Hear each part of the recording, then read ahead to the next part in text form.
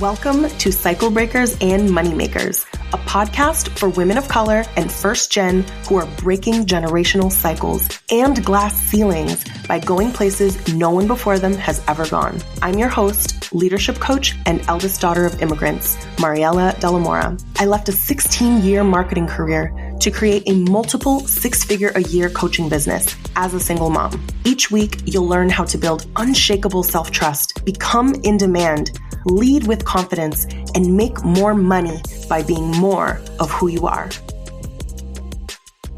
I don't even know where to start with this week's episode because there's just so much goodness that I am just so freaking proud of this client. And I actually was able to hang out with her this past week while she was in San Francisco. And this is my client, Dani Tan. So my client, Dani, and I started working together in October 2022. Before she even had a business, she came to me as the VP of a multi-billion-dollar retail brand. And she wanted to start a coaching business, helping women to do what she had done in basically being a first-gen. She's a first-gen Asian Latina leader. She has pivoted her career 5 times while achieving 11 promotions in 11 years. She went from being a sample coordinator making $45,000 a year to VP of a multi-billion-dollar company with a multiple six-figure salary. And together, during our time together, she left that job. She left that career. And as someone myself who has left a career, I understand that that takes a different level of planning and an identity shift and a bit of like even grieving an old life, but we set her up. So when she was in town in San Francisco this weekend, I was like, Dani, have you thought about the fact that the last time you were here, we were also in San Francisco heading to a WeWork to work together, only you were in town for your VIP day to start your business. And now you are back in San Francisco by choice because you had just came from a speaking engagement in LA where you got paid thousands of dollars to speak to college students about getting negotiation and asking for more money, like straight up, like go straight into the workforce and, know how to negotiate. And she just decided like, hey, what if I pop through San Francisco? Will you be around? And I was like, yeah, absolutely. Like, let's get together. So I was like driving to the WeWork. And when I got there, I was just in my feels because I was like, wow, I'm so proud of her. It's been not even a year and a half. She has left her career as the VP of this company. She is booked out, has like more clients than she knows what to do with. We're now elevating her private clients, and she is now attracting and booking sales calls and starting to work with these senior executive women at these retail brands like Skims, and like these top companies of the world are coming to Dani because she was that person in her career, right? So she is the go-to. And she is engaged. She is a digital nomad, has been a digital nomad since September, since handing in her notice. That was her dream. She's going to be traveling this summer, taking 2 months off. She's going to be solo traveling for the first time in her life for part of that time. I'm also someone who did that when I quit my career. So I'm going to be working with her through that. Like, she's truly living her dream. She's approached, like I said, by these senior executives at these world top retail brands. She's literally going to another speaking engagement this week in Florida. They're putting her at the Ritz-Carlton. She's going to be at this event that is exclusive to like the top senior executives at these retail brands. And like, even amongst all of this, she is enjoying her life. She is able to freely travel. She is still attracting tons of sales calls without doing the most. In fact, I remember her last day of work was February 1st. We had the Reclamation Mastermind retreat that weekend. And so she was living in Mexico City at the time. She came, obviously, we were there in her city, and she's just like, yeah, I'm just going to take the month of February to just acclimate to being full-time in my business and not ask myself to do the most, right? Because she was so used to juggling this high demanding career and her growing her business. Like, she literally grew a booked out business while she had this high ranking career. And even in February, she booked freaking 5 sales calls. Like, it feels like magic. Maybe a little bit of it is, right? It's like the space that we create in Reclamation and what I really want to help my clients bring out of themselves. But I'm so excited to tell her story because I really think that it gives us so much insight into how you really can create not just a thriving multiple six-figure business, being booked out, being able to work with the people that you want to work with, and being in demand and not feeling like you have to chase it all, speaking engagements, being flown out, like all those things. And how, yeah, it isn't like automatic. She like had to put in a ton of work. Like I've been there to see what she did, but I broke this down and I was like, how was this able to happen? Because really, when you're leaving behind a multiple six-figure salary, there's a lot of things to consider because you're kind of leaving behind an old identity, right? You're also kind of planning a different trajectory because you're like, okay, how can I set myself up, to eventually replace the salary? But a few of the things that I would say in her story that really stand out are that she is just very coachable. She takes the coaching, even if she hates it. We kind of coined a phrase together called like kicking and screaming, that sometimes I will coach on something and you hate it. And you're just like, I hate this so much. But like, she would still do it. Like there was a time that she didn't even want to post on LinkedIn because she had such a high ranking job that she's like, if I post on LinkedIn, then like my coworkers are going to see it. And I'm just like, yeah, how are you going to grow your business if your people are on LinkedIn, right? But like she did it anyway. That's the thing, is like she did it. She went from not wanting to post on LinkedIn to literally she was hosting like weekly workshops, but she got coached though. That's the thing, is that when things are hard, like bringing them to coaching, that's one thing that I know Dani will always bring things to coaching.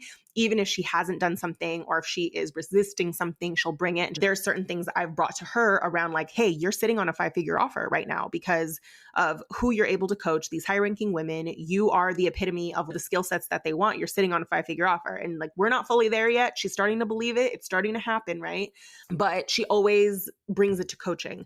Another thing is over the last year and a half, like really she's been focusing on putting like super high value content out there. She made being in her community really valuable. Like I said, through the workshops, through podcast episodes, she turns the workshops into podcasts. She doesn't even edit them. She just puts them out there. Like, this is what I'm talking about. Like, just make it as valuable as possible to be in your community, put the things out there. We also really leaned into her thought leadership early on, like from day one. And her thought leadership being that women of color need to learn the skill of networking and negotiation in order to advance their careers, because no path has been laid out for you as a woman of color. And there was like, in the sea of career and leadership coaches, it starts to just sound like a lot of people saying the same thing, but like not Dani, right? And so that's the importance of thought leadership, is you don't need to work as hard. You don't need to scream louder than everybody else when you're truly bringing like, hey, how did I get here? And like, what is it that I see that is missing for my people? And she always leaned into that early on. So she was never competing. She was always in her own lane, right? She also was highly visible early on.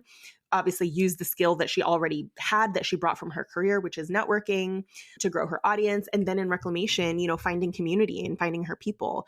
So there's just so much that I'm excited about that's coming for her this year.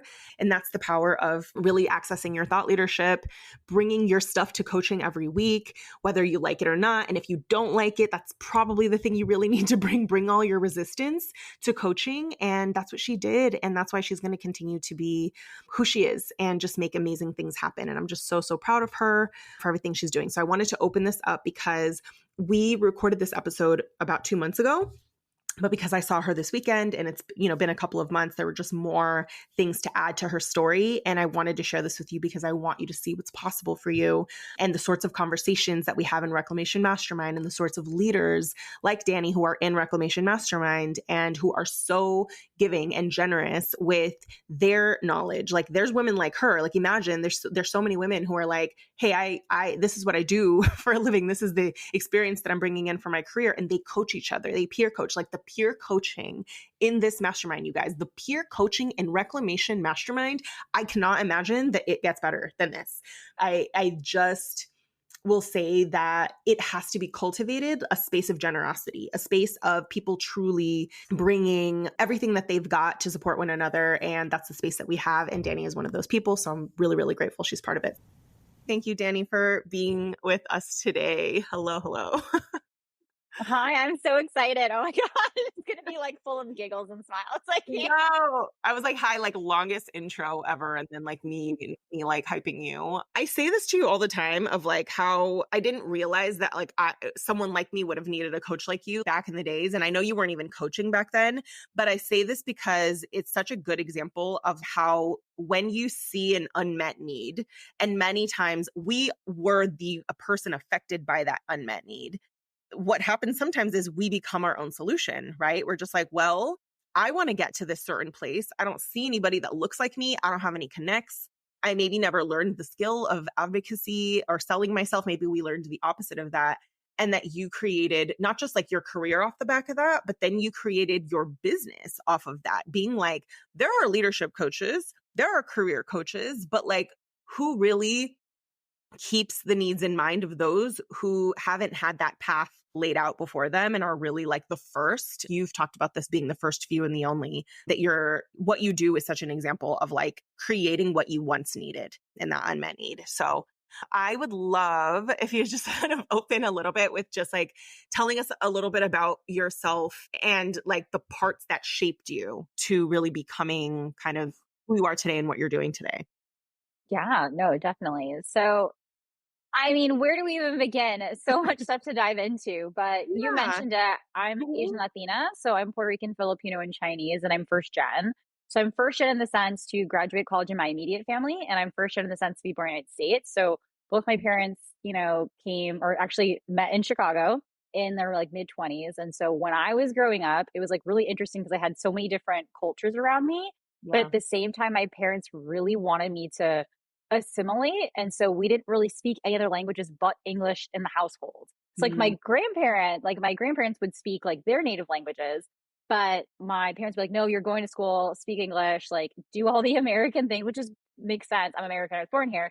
But Mhm. still, like there was that part of kind of like, how can you assimilate? So I Yeah. experienced that, I want to say, from all of my upbringing, even when I went to college in like Arizona to going to New York. I moved to New York probably like 11 years ago. And so when I got Mhm. there, none of those things like really came to me. I never thought of myself as first gen. I never thought of myself as Asian Latina. I just thought of myself as like, Yeah. I'm me. I'm just me. I'm here. And Yeah. so, I feel you like because I it's, never thought about being first gen either until like later on. I didn't know that was a thing. And I think also New York is such a melting pot that I think you don't see it in the same way. Like I went to school, it was the melting pot as well. So I can resonate with the like not even really observing those things. yeah. And the thing that was interesting was that like when I was growing up in Chicago, it wasn't a melting pot where I grew up because I was like in the burbs, I was like in the Mm, suburbs. And then when I went to college, it also wasn't a melting pot. So I went to New York, I was like, oh, I'm not different. I'm not special. Like yeah. everybody's different. And so I think that was really interesting for me. But I also didn't realize that throughout me growing up, that I had kind of been always like told a certain way to do things because that's where I was and how I was kind of being conditioned. So when I went to New York and I was working in corporate, it was pretty similar. Like I was also pretty unique in my spaces of where I was working, where I was kind of like the only one or one of few. And my parents had no clue. Like they were just like, go to college, graduate, get a safe job, get like stability, have financial security. And I was Yeah. like, okay, like let me check the boxes. Cause for them, they're like, we didn't get to, finish. And so we want to make sure that you have the financial stability, like pick Yep. something that makes sense. So Yep. people are like, what is she working in? And so when I started Mhm. working in like all the different things, I worked in sales, I worked in PR, I worked in merchandising, and they were like, what are you doing? And so for me, I was like, okay, in order to feel safe, to have Mhm. security, I need to be successful. So I Mhm. was like, first got to New York, sample coordinator, living in like a fake room out of a bed, it was supposed to be a A two-bedroom fake apartment. We like room. converted it. Yeah, it was a two-bedroom. We converted it into a four. I had like a four-bedroom. I was like eating cheese sandwiches to survive week to week just to coordinate samples to like make my way into the Yeah. industry and like make ends meet. And I was like, okay, I gotta be successful because I can't live like this, and I want to make sure I'm safe, and Mm. to And this me was was in New York that you were this like was in New York. Yeah, this you was would have in this New New York. York experience where you're just like, I'm eating cheese sandwiches or like top ramen and I'm living in like a closet. It's supposed to be a closet, but it's technically a bedroom, Yeah, and you're I'm just like like, the I Harry gotta get Potter of out New of York. here. Uh-huh. Yeah, yeah. I feel like nothing will motivate you more than like living in an expensive ass city and then just being like, I thought I was doing okay, but like I actually feel like, no, okay, I need to get out of here. Exactly. I was like, I gotta get out. I need to do something. And so I just made a goal for myself of like, okay, if I work really, really hard, Yeah. then I will grow. Cause that's what, the experience is, at least for me. for my parents and for my family was always like, Oh, work yeah. really hard, keep your head down, be grateful you have a job, be grateful that you Absolutely. have health benefits. Oh my gosh, you have health benefits, you have a retirement plan. Like, Mhm. just keep, grinding and you will be successful. That is like the American dream, which, like, yes and no, we Yeah. learn. And Yeah. so I found myself like working insane hours, like crazy hours to try to like prove myself and show how hardworking Mhm. and dedicated I am and how loyal I am and all of those things. And I kind of found myself like, one, burning out, and two, realizing that like, okay, well, how am I really going to get to the next spot? So I would Yeah. say in my first job, that boss, I was like at that company for 6.5, almost 7 years. And she was the one who decided to kind of guide me. And she was like, listen, if you want to get to the next level, you're going to have to like talk about when you want to get there. We got to talk about what kind of salary you want. And she was kind of guiding me through that. The Okay. things, It's almost like a so I was, mentor, like an accidental mentor along the way of yes, someone who's like kind of seeing where you're at. And because I think about at that point, what I would have seen is like, listen, you literally have no shortage of execution, ambition, hard work, grind, and here's where we need to direct it so that you can not just burn yourself out. exactly, exactly. Yeah. And she was the one who would be like, okay, you're getting promoted. Here's your salary. And she would say, she'd be like, if you're not happy with it, push it back. And I'm like, Mm. huh? Like, I could do I that? love that. I was like, what? Like, that blew my mind. And I was like, okay. Yeah. And that was like, me being trained and taught on that. But the thing was, it was just kind of like, okay, the thing is though, that environment in that workspace, while I had a mentor, which was great, was just crazy work hours, not a lot of work life balance. And I had been there for 6.5, 7 years. So it was like time for me to try something new.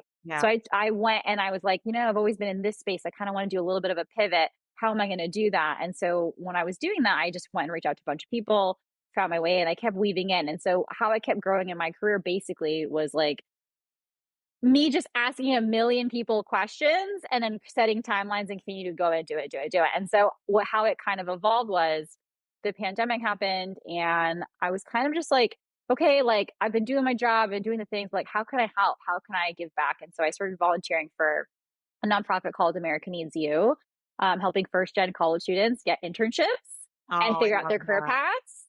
So Hmm. you get matched with a mentee for 2 years and you join workshops and all this stuff. And you're going Yeah. through resume prep, interview prep, like understanding, exploring your career paths, like how to have Mhm. networking chats, all that good stuff. And I was It's like, also how oh, this you've been is, a coach already because you were being a mentor is like being a coach, in many ways. mm-hmm, So like you already were drawn to how can I give this experience back to other people and to other first exactly. gen. Yeah. Yeah. And I was like, oh my God. Like, and that's what we were talking about, like the names of like, I was like, I didn't even, think about myself as a first gen. I am.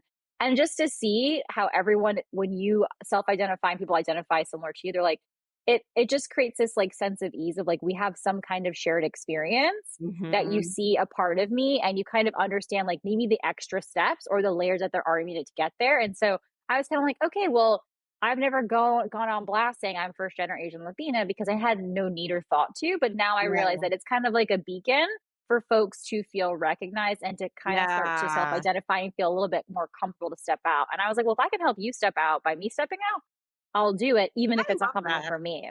If I can help you And step out by me stepping out. That is such yeah, a good way of describing like identity as an advantage or identity almost as like a marker of safety, which it doesn't automatically mean that, but I do think that there's something unique about the first gen experience that when you know that someone else is, even if your parents are from different countries, obviously, I think there's this common thread of things you don't have to explain or just a lot of things that mm-hmm, shape you that may be similar, even if your like upbringing was obviously like slightly different, which I think makes sense. And just like the baseline of hard work, like the baseline of sacrifice and putting your head down and like feeling like you have to work harder than everybody else in the room, like that and the expectation of like just go do, because you said this earlier, you're like go and like choose something that makes sense. I think that the make sense in air quotes will be things like it makes you money. There's lots of demand. There's lots of jobs in that area or things like that, or they have good health benefits. And then realizing like you're helping people that probably have a lot of the things that shaped them that are similar mm-hmm. that you can, even if they're not aware of it, you're aware and can pick up on Yeah. that. And like, it's almost like you get to skip past a lot of those things when you help other first gen. Yeah, I would say. And so through the nonprofit, doing that, through my career of Hmm. going from coordinator to VP of managing people, folks were just kind of like, okay, she gets it. Like there's something Yeah. that she's doing leadership wise. One, how she shows up. I want to kind of mirror that or be a part of that. And how did she Yeah. get to that path is Yeah. how I was doing it in corporate too through the coaching. But the thing that's interesting when it comes to like that self identifier and stepping out is, yeah, I mean, it does make sense that our parents, you know, for those of us who had family who immigrated here, or even if you're second or third gen, right? Like Yeah. there's this thought process that how can you create safety in a new home in a new country? For those generations, they were trying to figure out how to create safety within that. We get to benefit off of that from those Yeah. years. And now we get to just be successful how we want to be successful and we can thrive. And so that's Yeah. the part that gets sticky is because there's so many different layers generations that the reason why the first gen woman and person of color experience makes sense for me when I'm coaching people, and the reason why they come for me for pivots and promotions Yeah. is because a lot of the stuff that we're, you know, being told, which makes sense for a certain generation, is be thankful for what you have and don't kind of question it. Also, like we said, what are the safe jobs? So like this is fed to me too. Like, you know, go into the medical field, become a nurse, or like be an accountant, or like whichever. Yep. People come to me who are first gen, women of color, people of color, because they feel like they haven't found their purpose. Now, let's dissect Ah. that. So, your whole life, you're being told to pick what is safest, to pick what is sure, to Yep. pick one of these paths.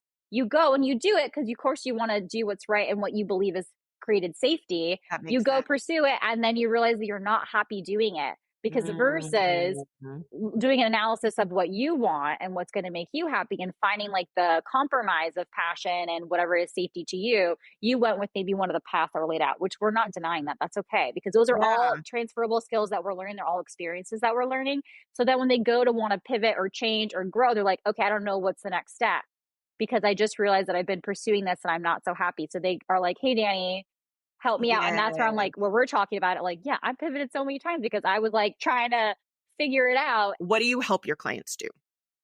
If you're working with me, you're looking to pivot careers, change jobs, change industries. You're looking to get promoted, whether it's within your current company or whether it's within a new job, right? Or you're looking to expand in leadership. And I always say expand in leadership is so many different things. It does Yeah. not just mean being in a leadership role. It's like, I always say be a leader at any level. So lead yourself Yeah. in your life, lead yourself at work, lead your company, all of those things.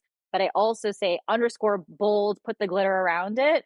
You do it with the power of networking. And then people like cringe and hide from Mhm. networking. So I always say, like, here's the asterisk. It is really about building community and a support system to help you get where you want to go. So, Yeah. for example, we talk about being the first viewer only.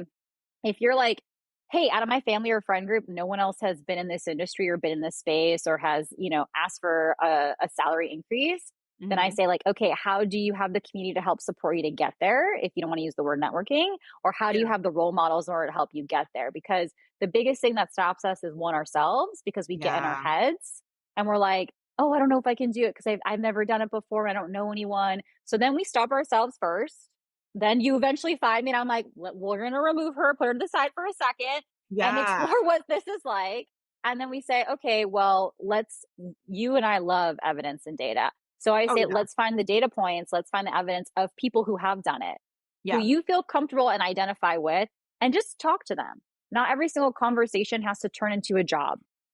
Conversations can Yes. be for market research and for data points to see what is possible for you Yes. to create a plan of what it is that you want to do. And so that's like, everybody gets networking if they work with me. It's something that we talk Mhm. about. And there's Yeah. always like that, like, you know, at first, even if they know they want it, there's resistance, but Yeah. I can pull out so many stories of clients who were resistant. I had one client this week. She went in the DMs of this company that was one of her dream companies. I was like, she's like, there's no jobs to apply to. I was like, make a list of your dream companies that you want to work at. Yeah. I was like, there's no jobs out there. Create a list of your dream companies. Like I said, if you feel comfortable and it's time, I want you to start messaging people at those companies. She was like, okay. She's talking to the CEO of one of the companies earlier this week. They didn't have anything posted. They're going to offer her a job today. Wow. Look at And that's that. one of many stories that I have that I can pull out. And I'm like, and she's like, bet this is what my clients do. It's just like, I don't want to hear they don't have jobs. That's looking at outward opportunity. Typically, outward opportunity is the last thing that is ever visible. Jobs are always available internally. They will create a freaking role for you also if they really like you. And at a certain level, you get poached for jobs or through networking. It isn't even visible. I experienced that, at a certain level, they don't post it. They go and they look immediately. So it's like, no, the best opportunities go to the leaders in industries and people who are having conversations. So that's fire. And I love that.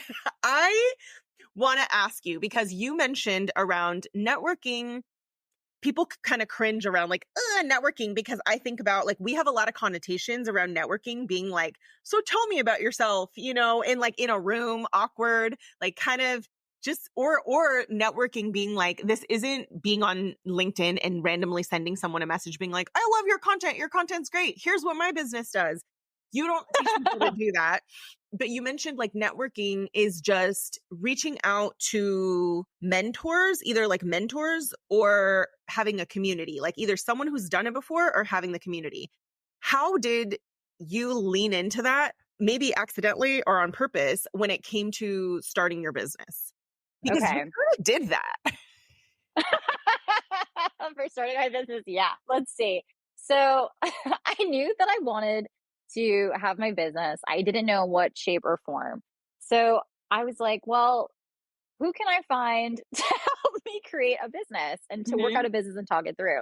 Yeah. Ironically, through that, I was like, I need to find more people. I need more data points that of folks who are Yeah. business coaches. I found you.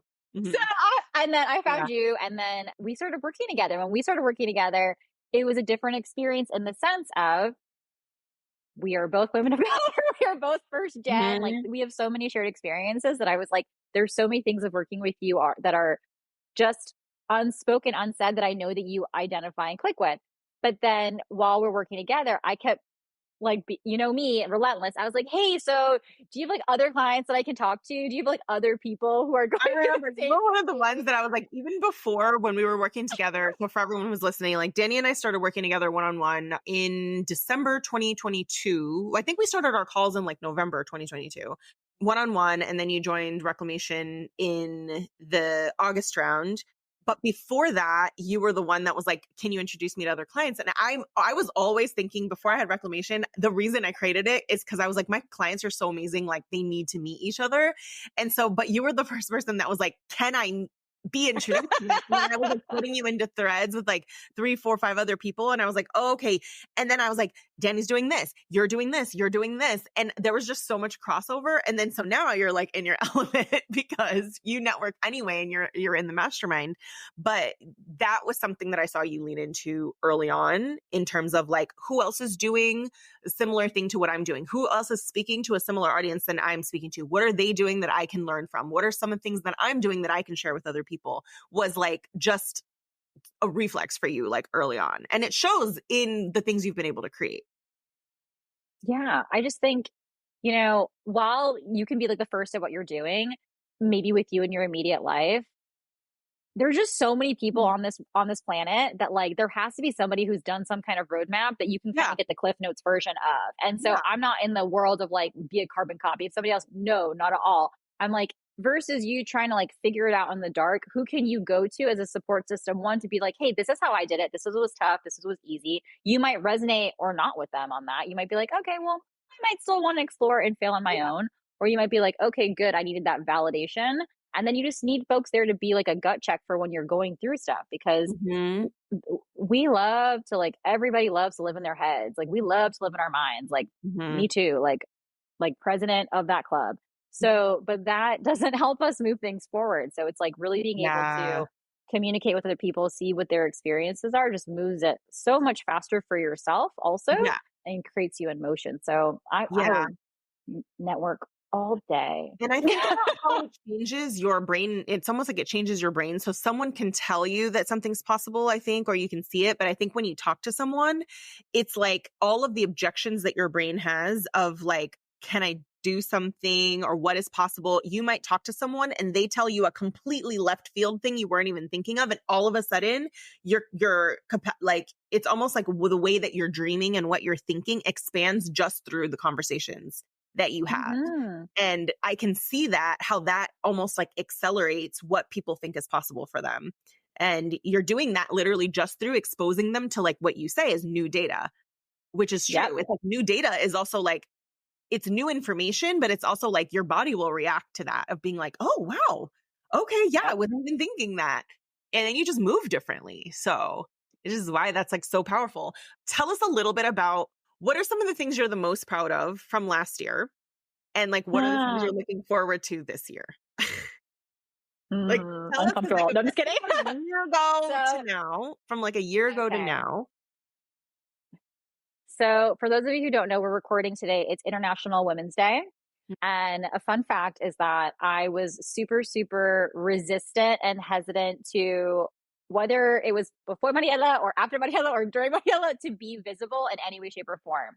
It was And a that lot of seems like wild to discomfort. me. Like that almost seems like that was never true. But like, Like, because not if you like look up Dani on LinkedIn right now and see like all the workshops that she runs, like she's so visible, like she's like a LinkedIn star, and you wouldn't like not think that you ever had a point where you had thoughts about being visible, like a year ago or a little over a year ago. yeah, kicking and screaming, kicking and screaming. One of the Kicking first and things you screaming and assigned me, pushing. kicking and screaming the whole entire time, like a toddler, splashing around. One of the things I was assigned was to do like a photo shoot, brand photo shoot. I was like, I'll do the research, but I wasn't necessarily going to execute. Maya ended up having me do it on our VIP day, which was amazing and a blessing. Now I That's feel why I fine do doing it. it. That's why I Yeah, do it. or 'Cause else I'm it like, was hi, well, probably you're not going going to to show up happen. and I'm going to coach you, but you're also going to get photos taken because I know that it's going to change the way you see yourself. And you'll be more likely to be visible when you have photos. Yeah, So correct. that was big. So you had our VIP day in December. You got those photos taken. You immediately built a website and you immediately started Yes, using them in all of your marketing and all of your branding and all of your pitch decks in your visibility. I still use them to this day. I still use them to this day. Mhm. But the visibility piece was so hard. And so here's the funny thing is that I was kicking and screaming, cringing to do it, did not want to do it. The Mhm. power of networking by me asking you to connect me with clients. I went with Natalie on LinkedIn Live on International Women's Day last year was my I first remember ever LinkedIn that. Live. You and Natalie, yeah, my client Natalie, you guys went live together last year. I forgot about that. Because she was like, if it's hard, let's do it together, which is also what Yudi always says. Yes. If it's So she hard, was like, if we'll it's do it easy, together. do it by yourself. If it's hard, let's do it together. Yes. That's a So reclamation concept. was holding my breath, completely nervous, unsure, not what to do. If for anyone out here who identifies as type A overachiever, everything planned out, was trying to like have everything mapped out. She was like, let's just be natural and go. And she was, being really kind and going along with me and my type A-ness. And now I just go on my riff.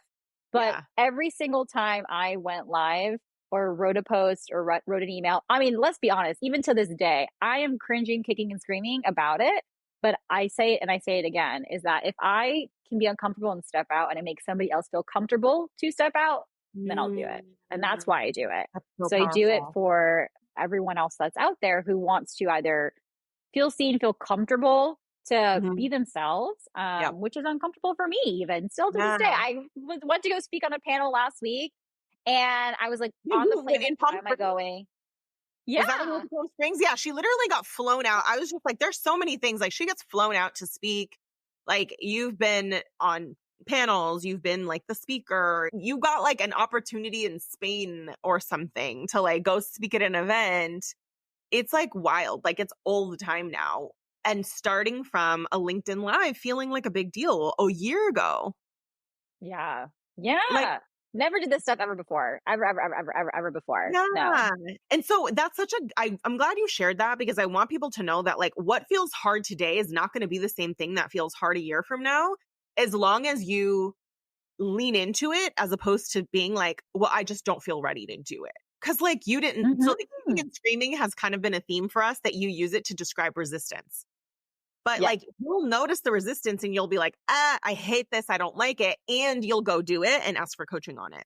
And so it's like, it's wild to think that what felt hard for you then was a LinkedIn Live. And then you literally like you go on LinkedIn and it's like, you can't not see Dani. Like Dani is, she's got a whole library of LinkedIn Lives. She's turned them into her private podcast that you all need to subscribe to and get on her list about, you know what I'm saying? So it's like, you have Yeah. a whole ass library because you continue to be like, I'm going to notice the discomfort. I'm going to do my kicking and screaming and I'm going to show up. Yeah.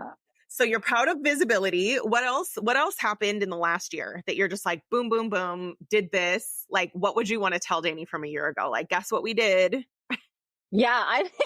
The visibility in Good. itself is like the biggest thing, to be Mhm. seen to in any way, shape, or form, Mhm. to speaking on stages, to running and facilitating workshops for major companies, for Yep. small companies, all the people. But Mhm. then the coaching, the fact that I was like, oh my gosh, like not only going from like one-on-one coaching from launching my group brings me Okay. so much joy. You launched your group. Yes, I that's the other thing. You Yeah. one-on-one coaching, you were coaching up to how many clients a week at a certain point with a full-time job? Oh my god. Well, I honestly honestly almost 20. Yeah, that's wild. Like 20, Yeah. and then you launched your group because you had coached so many people at that point that you're just like, I already know this, but like now I know their Yeah. brains as well. And now I'm going to launch your pivot and promotion community, which is a Community. 12-month community. You're going to be relaunching it again when? So it relaunches again in May. I was going to tell you, I'm like, it's coming up. Okay. 'Cause I was like, no, let's talk about it. Because people who are listening Yeah. and like are forwarding this episode to folks, it's like, okay, you need to get on Danny's list. She's relaunching this group for 12 months. You're going to have access to her and her brain and all of her Yep. brilliance for 12 months. So, okay. So you launched your group. Another thing you're proud of, that like you actually went through a whole ass launch. You know what I mean? And you have Yeah. the systems for the group. You launched, you marketed and emailed and sold like probably more than you ever have in like a short period of time. Okay. And other things, I was like, you did so much in the last year. Other things you want to celebrate that you did in the last I year? left my job. I left my corporate job and I Mhm. went full time into coaching. I think that was a big Yeah. um And that mental was process, physical process. I have no idea. It was like a whole thing. I feel like yeah. from like day one with my dad, I was like, okay, so what is this gonna look? What is it gonna be like? What is it gonna look like? Yeah. I was And like not just any so job. Like, like what was the job? yeah. Like, what was the title and like what Yeah. you were responsible for? So vice president of merchandising and product marketing at this like multi-billion dollar licensing company. It's the second biggest licensing company in the world after Oh. Disney. Mhm. So I Wow. think yeah. Yeah. So it was kind of like a big deal for me to be like, I have worked so hard to build this Yeah. career and to, grow and build these teams out. And Yeah. whether it came to like developing teams, hiring, developing myself, Mhm. being able to be a leader in these rooms, because I Yeah. went from spaces where we're either primarily like women led to spaces that were not. Yeah. And I had to like rediscover my version of leadership as a VP in new Yes. spaces. And I was like, what? It's like Yeah. kind of late in the game for me having to do this, but I had to do that too. And so Yeah. I was like, oh, I worked so hard on this. And it's like a big identity shift still to this day, Yeah. where I'm Yeah. like, wow, it's so crazy, because a lot of people is, as a society in general, like we put a lot of onus on labels, which is totally fine.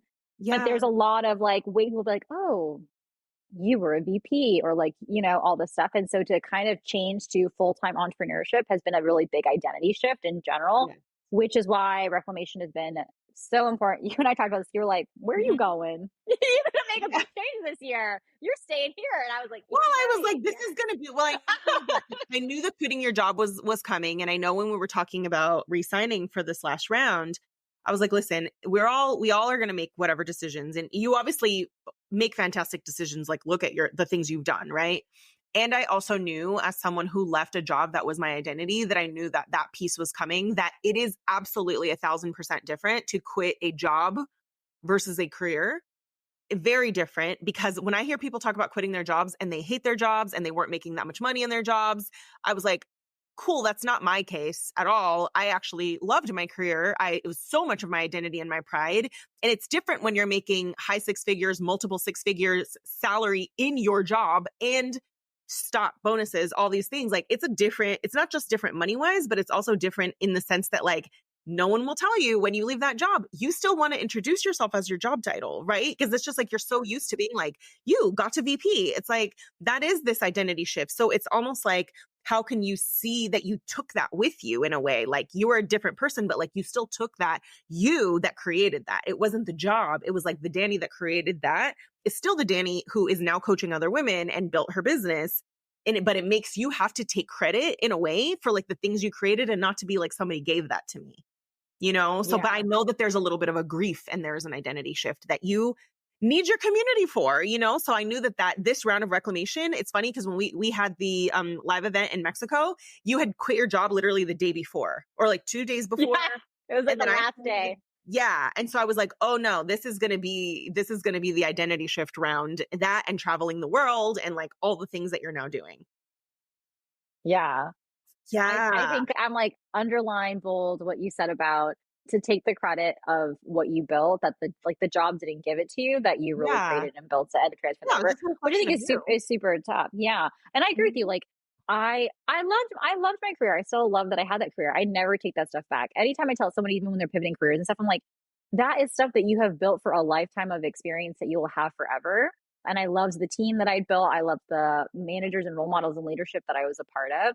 But Yeah. yeah, it's a big change of going from like people are coming to you, pitching you all this stuff, and you're kind of like Yeah. evaluating, or you're like here to assess and build stuff. But now you're like, it's me. I am Yeah. the team, and I am the one who's building it, which is like kind of crazy because you feel like you're restarting up, but you're like, no, lady, it's transferring over. I think that's the part It's a that's hard to click. transference of skills. Because I think about, Yeah. in order for you to be the coach that you are, to have the frameworks that you have, for you to have the client story that you just shared with me around the client that's like, these are my dream companies, but I don't know anyone at these companies and they aren't hiring for a job that fits me. And you're just like, literally message them now. Here's how you message them, and that they're offering her a job.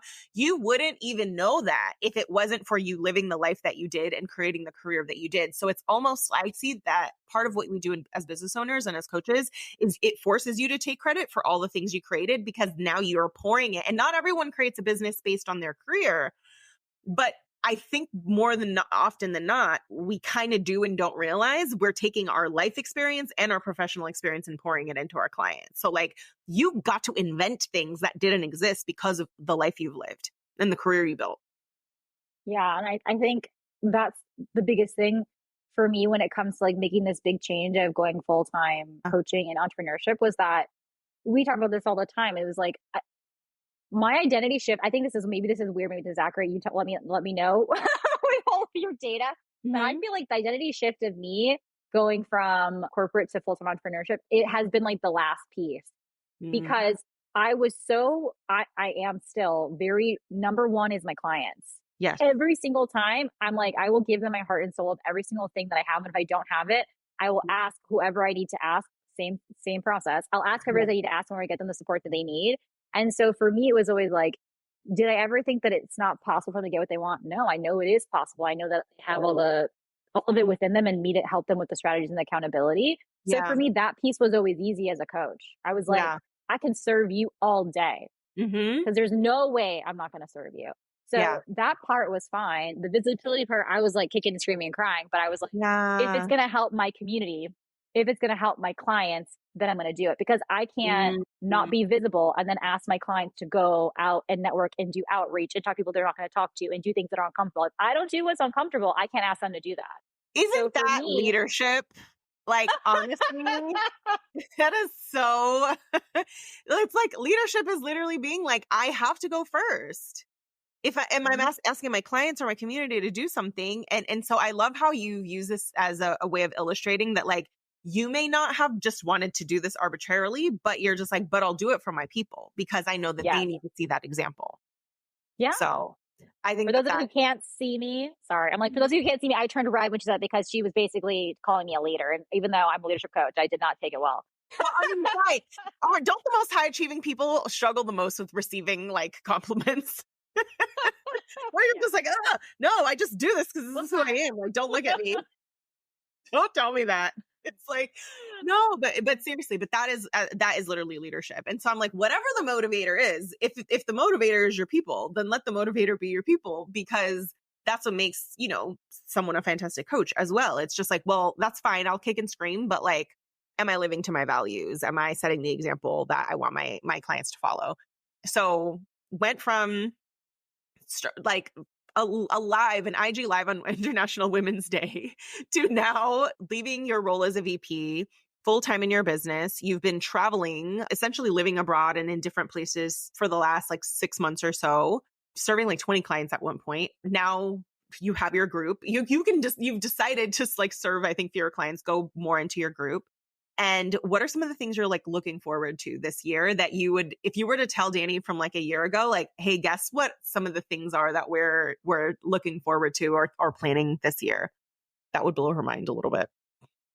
I just think that I know it sounds simple to everybody else, but it just literally blows my mind that I can serve as many women as I can take emotionally and mentally capacity, Yeah. but still be able to serve myself. And I think that's Yeah. a big thing because I think, before it was like you're giving, because that's what I wanted to do. And Yeah. maybe that's what was modeled to me. And I want to do that, but I wasn't necessarily taking care of myself Yeah. or doing the things that I wanted to do because I was so busy trying to execute Mm. these goals. I'm like, yeah, sure. You could say like, well, you achieved these things. I did because that was my sense of security. Yeah. But I think now for me, what I'm so excited about in the next year is like, I'm reestablishing what security means for me. I'm reestablishing Mm. what my life and what success looks like for me. So I get to Yeah. rewrite what security means. I get to Yeah. rewrite what success looks like, and I still get to serve the people that I want to serve. And Mhm. that to me is like, damn girl, like, okay, like Yeah. you're not going to just take whatever outline or template that was given to you of what success is and what stability is. You're going to create it for yourself, which I think just is insane. And then I still Mhm. get to help all these amazing women accomplish dreams that they want to accomplish, which is like my jam. I love that all day. And then on top of it, I don't know. I love to travel. If you don't follow me on IG, which I don't even post that much, I'm more of a LinkedIn lady when it comes to like my coaching and stuff. But if you want to be like, where in the world is Dani right now? You'll find me on Yeah. IG. And so I love to travel. Like Mariela said, I was in Mexico City for 4.5 months. This year, we're going to Japan. I might go to Bali. We're going to go back to Mexico City. We're going to go to the Yep. UK because the partner's from the UK. So Yep. the fact that I can do my job and also be Yeah. happy is Business as like, usual. Like it could be business as usual, or you can decide yeah. to take a break and you can pause, or you can bring in a guest coach, or you can do whatever you want because you're the boss. Yeah. And I just think Yeah. it's an amazing thing because, again, if I'm doing that for myself, then I'm role modeling that for anybody else who wants to do that because sometimes we just need to see an example to know that it's possible. Absolutely. And I think on the note of like, we just need to see the example. Tell me a little bit about like, what is something that you wish more women of color knew when it came to building the career that they really truly want? Mm-hmm. It could be as simple as asking. Hmm. It can be as Tell simple me as about that. asking What does that because mean? what will happen a lot is that we have the goal in mind, Uh-huh. right? We have a goal in mind. Maybe we communicate it Mhm. once to whoever the powers may be, but we leave it there and let it sit there and think that the one time that we've communicated it, that's it. Mm. That's one path that may happen. So we're like, well, I Okay. vocalized it once. I don't want to be too like beggy or whatever. So I'm going to let it sit there and hope that it will come to fruition based off of the work that I show that I do. So there's that piece. The Wow. other Yeah. one is someone is like, I'm not even going to say anything. I'm just going to like keep doing what I'm doing. And then there will be these layers or these inner narratives that start popping up, but no one appreciates what I do. I feel very undervalued. No one's recognizing the work. No one's like, how come no one is getting me to where I want to go? I voiced Mm. it that one time. And the thing that I say is it can be just as simple as honestly advocating for yourself and being direct and asking the question. And here's the thing, that doesn't mean that you're going to get it. Yeah. Doesn't mean you're going to get it.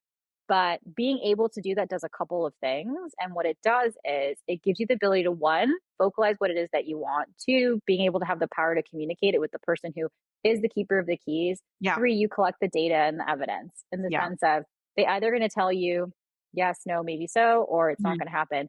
But it can just be as simple as asking. And I know it seems really scary at times when we're trying to ask for things that we've never asked for before. If it's like Mhm. a salary increase, if it's a new role, if it's even to have a conversation. But by you asking, you're taking one step forward to Yep. help you make another decision to take another step forward.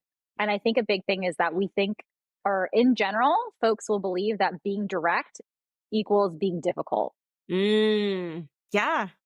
Not true. We get a lot of programming around that, around asking Mm-hmm. for too much or just like being difficult or like complaining because you're Yeah. asking. Yeah. Yeah. Yeah. So this episode, because this episode is going to be coming out before the doors to Reclamation open, as everyone knows, Dani's been in the last 2 rounds of Reclamation. She started out as my private client. So we've been working together at this point. By the time this episode comes out, like almost a year and a half. For people who are thinking about the program, looking for a mastermind, looking for a group, tell us like what has your experience been in reclamation, and like what would you say to someone who's considering joining to know whether it's right for them? Yeah. So, oh my gosh, I'm a year and a half. So I Yeah. would say this. I would say this. I was like Maria mentioned, I was a private client first and I went into the group. Whenever you market about like, if you think you're not a group person, you are, I always think that's me. I'm Yeah, like, so I this know. is what else, this is, I'm like, she's talking about me, I think.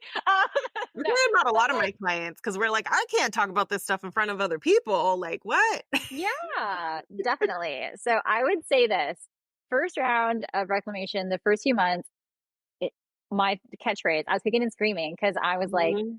so used to my one-on-one time and like only child syndrome. And so to go to the group, like, I Ah, don't know if I can do it.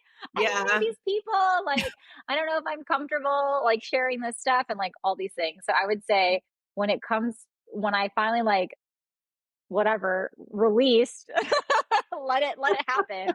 It was like been a beautiful transformation. It was like so funny. It's Mm. like you think of it as, oh, you're losing. Maybe you're thinking about it as like, I'm losing one on one time with my coach, but in reality, it's flipped and it's like, I've gained so many people to support me. It's like insane. Yeah. And so I think that is the beautiful thing is that versus feeling like I only need one person to support me, I realize I can have an entire community to support, which I think is Mhm. so important.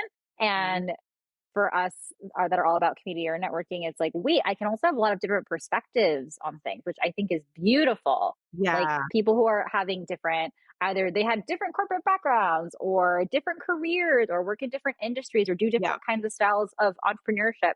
They have their own perspectives to bring in and their own intel, which just makes it so much more amazing because you don't want to be like in one lane with only one lens. And I think that's one of the Yeah. beautiful things. Like a lot more Um, learners. And there's also a lot yeah. of like ex-corporate like folks, I think, in reclamation, or former for folks that came from nonprofit, like things like that, that they could have that perspective. Yeah, I Mhm. think that part's really important. And honestly, the fact that you think it's that you not you think, but you know that it's really important for us to also have our nervous system work. Like Yeah. I say this all the time. Somatics changed my life. And for somebody Mhm. who would not admit as being woo woo, I was Mhm. really resistant to somatics to begin with. Yeah. Um, and then like someone who was a lawyer who became a therapist was like, I think you should do somatics. And I was like, well, my brain went, well, she was a lawyer. And so then I was like, Yeah, well, and it's let's like go it's the most investigate heady, it. intellectual person, and that's the thing is we're so smart. Like everyone in reclamation is so smart, and we live in our heads. And so I attract a lot of clients like that who are brilliant, who are achieved, accomplished, and very much live in their heads. And this is a program that like helps you actually get into your body to be like, what messages is your body sending, and how can you continue forward, knowing that those signals are going to be getting sent to you, and you're safe. And how do you find safety in things that scare you and make you feel uncomfortable? And I think that's what changed the game because Yeah. I think to really be in your own and to be in your power, however you want that to come out, Yeah. is to be in tune with your intuition. And I think Yeah. for me, nervous system work and somatics is about connecting with your intuition, connecting with your inner self.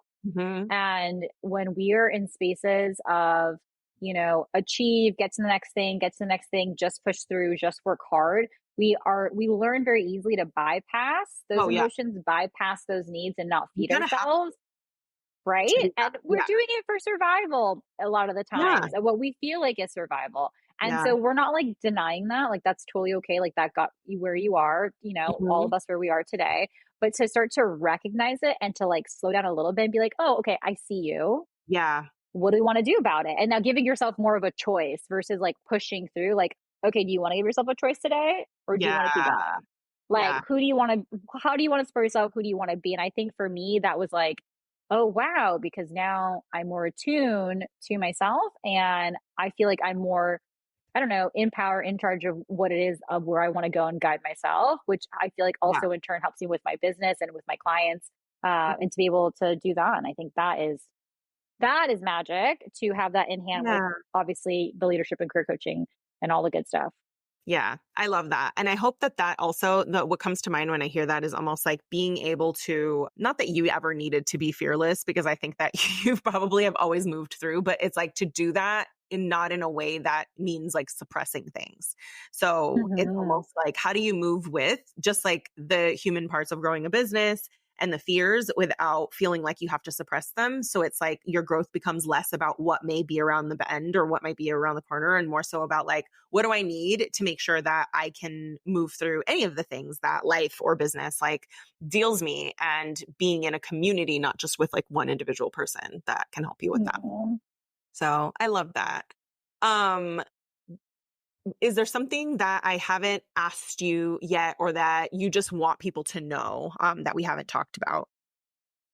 Yeah, I would just say if you're on the fence and you're thinking about it and you're kind of like, I'm not sure, and you're just like kicking around, scrolling on Mariela's Instagram, looking at her reels, this is a podcast, you're already a client.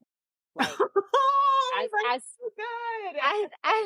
as someone who was Love it. there, listen, insert your name, okay? If this is you and you are listening to this podcast and you are on her email list and you are on the IG, okay, and you're just like creeping in the sheets or whatever it is that you're doing, whatever the term is, whatever the kids are using. I Yeah. was that person too, and I've now worked with her for almost a year and a half, and she changed my life, like personally, professionally, all the things. She did. Thank And you you. do, and you change lots of people's lives. And I don't know how to tell you this, but she's the real freaking deal.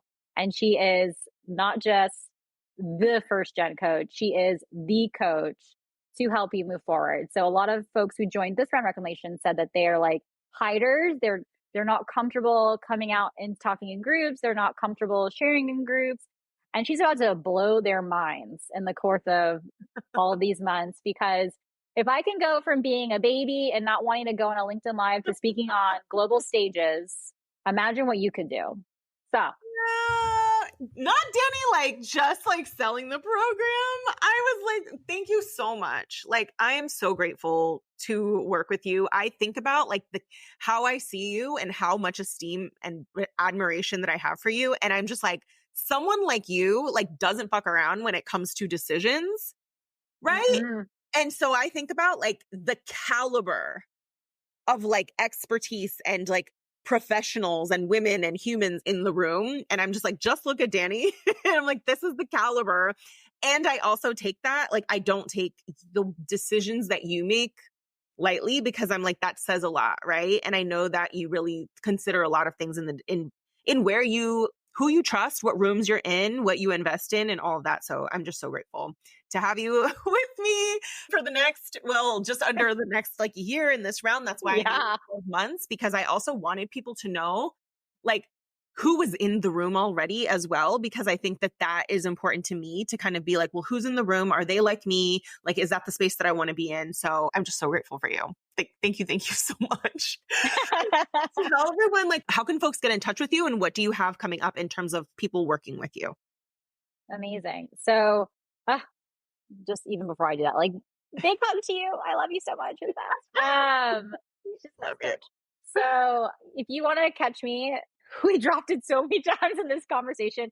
I'm Yeah. a LinkedIn girly. Find me on LinkedIn. It's straight up Dani, Dani Tan, like a suntan. So I'm Dani Tan. It'll be in the Catch show me on notes LinkedIn. too. So make sure they can find you. Amazing. Mm-hmm. I'm posted on there all the time. I'm doing LinkedIn lives all the time. I do Mm-hmm. reply to all my DMs. So if you DM me, I will reply to you. So just say Mm-hmm. hello.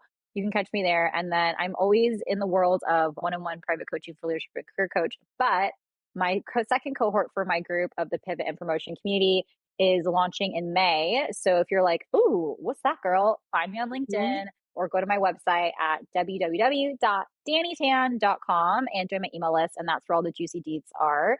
But yeah, I'm here for you.